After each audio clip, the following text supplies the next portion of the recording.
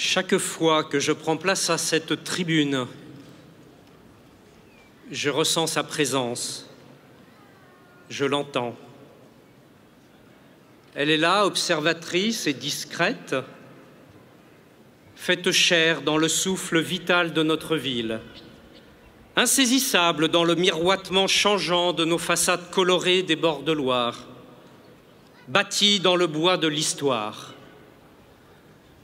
Elle est là, vigilante et infatigable, comme au premier jour de la délivrance. Guerrière aux aguets, femme du peuple protégeant ses enfants, sainte martyre, guidée par un soleil intérieur, elle a uni son destin au nôtre pour toujours. Monsieur le Président de nos 596e fêtes joanniques, cher Nelson Montfort, Orléans vous remercie de lui faire l'honneur d'avoir accepté notre invitation. Vous êtes l'une des personnalités préférées des Français parce qu'empreinte, au-delà d'une réussite personnelle exceptionnelle, de sincérité, de simplicité et de gentillesse. Chères Orléanaises, chers Orléanais, vous m'avez délégué votre autorité pour le service de notre ville. Grâce à vous, j'ai l'immense privilège de m'adresser en votre nom à celle qui, depuis ma plus tendre enfance, figure au premier rang de mon panthéon personnel. En cette année 2025, je le fais avec une passion intacte et une reconnaissance plus forte que jamais. À chacune et à chacun d'entre vous, j'adresse du fond du cœur un infini merci. À toi, visiteur d'un jour, hôte de quelques heures, je voudrais te faire comprendre, te faire ressentir, t'émouvoir. Je voudrais que tu ressentes au plus profond de toi la beauté de cette alchimie unique entre une ville, Orléans, et son héroïne, Jeanne d'Arc. Alors, ferme les yeux, juste un instant, écoute et regarde avec le cœur. Nous sommes en 1429. Le royaume de France est peau de chagrin. Orléans affamé est assiégé depuis des mois, mais résiste. Entend la fureur des sanglantes mêlées. Le fort des Tourelles est repris. Jeanne d'Arc est blessée. Voit la Loire rouge de sang. Imagine l'incroyable liesse populaire lorsqu'en ce 8 mai, la ville est enfin délivrée.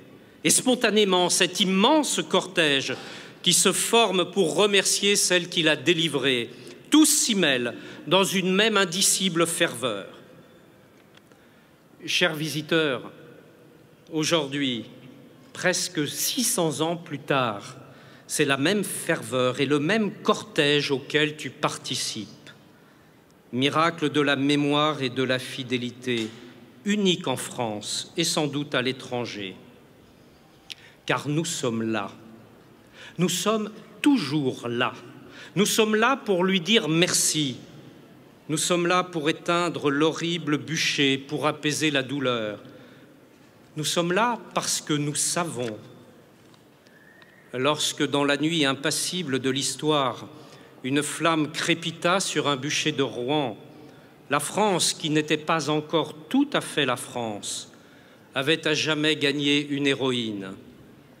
Et l'humanité avait gagné un symbole, une profondeur. Cela, nous le savons. Le peuple le sait. Ne vous y trompez pas. Ici, à Orléans, ce n'est pas une foule passive qui est là. C'est un peuple rassemblé et debout. C'est le peuple qui adoube son héroïne et fait le roi. Ici, nous savons ce que nation veut dire. Pour reprendre Renan, une nation est une âme, un principe spirituel, la volonté de faire vivre ensemble l'héritage que nous avons reçu indivis. Une âme, celle de Jeanne d'Arc, une volonté, celle du peuple. Mais où sont-elles aujourd'hui? Où est l'âme? Où est la volonté? Elle parle pourtant fort, elle crie même, elle nous convoque au grand tribunal de l'histoire pour nous dire: que faites-vous, responsables et braves gens? Notre réponse est un silence assourdissant. La France traverse une période chaotique dans laquelle ses valeurs cardinales ne font même plus consensus. Des girouettes nationales déboussolées tournent aujourd'hui à qui mieux mieux, emportées par des vents politiques toujours contraires. Ce n'est pas l'honneur de la politique. La France est devenue un pays où les donneurs de leçons d'hier sont les fatalistes d'aujourd'hui, un pays où les matadors de la bien-pensance sont d'abord des Cassandres improductives et désolantes. La France se dévisse, la France se fracture, la France s'abîme. Et pourtant, la France est belle, elle regorge de talent. Il lui faut juste une étincelle pour briller de nouveau. Alors oui, il nous faut à nouveau revenir à toi, te rappeler, te faire témoigner. Il nous faut ouvrir à nouveau ce dialogue intime et universel, faire résonner ton héritage, rappeler au monde tes combats et tes valeurs, toi qui as su changer le cours de l'histoire et redonner à notre pays toute sa grandeur dans le chaos d'une guerre qui n'en finissait pas. Il nous faut à nouveau nous mettre à ta suite. Et d'abord, ne jamais oublier que la fatalité n'existe pas, que seule la volonté politique compte. La fatalité, c'est l'excuse des âmes sans volonté, écrivait Romain Rolland.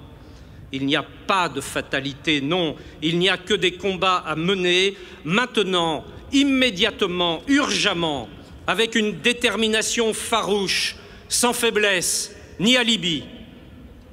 Nous voilà au pied du mur de l'histoire.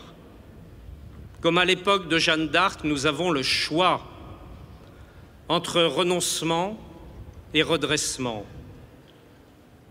Renoncement du gentil dauphin, petit roi de Bourges, comme on le nommait par dérision. Redressement, celui de Jeanne d'Arc et du peuple. Plus tard, ce fut celui à qui nous avons rendu hommage ce midi, le général de Gaulle, quand en 1940 tout était foutu, et encore en 1944 quand tout était à reconstruire, et encore en 1958 dans les affres d'une 4e République ridicule et moribonde. Et avec quel succès et quel panache! Et c'est toujours et encore ce qu'il faut faire dans notre situation actuelle. Mais il n'y a pas de De Gaulle et pas de Jeanne d'Arc, c'est notre drame. Mais il y a leur inspiration, leur âme, leur volonté, et il y a le peuple de France et donc l'espoir. Réunir les Français et retrouver leur confiance, en osant la vérité, la sincérité, l'humilité. Restaurer l'autorité avec dignité et exemplarité, lever les tabous de la bienséance, voir loin, tracer une perspective, donner une espérance. Bref, refaire France, voilà ce qu'il faut faire, voilà ce que nous voulons. Et pour cela, il faut juste du courage et encore du courage. Le courage de dire et le courage de faire, parce qu'il n'est que temps, parce que plus tard, il sera trop tard. Pour que vive Jeanne d'Arc, vive Orléans, vive la République et vive la France!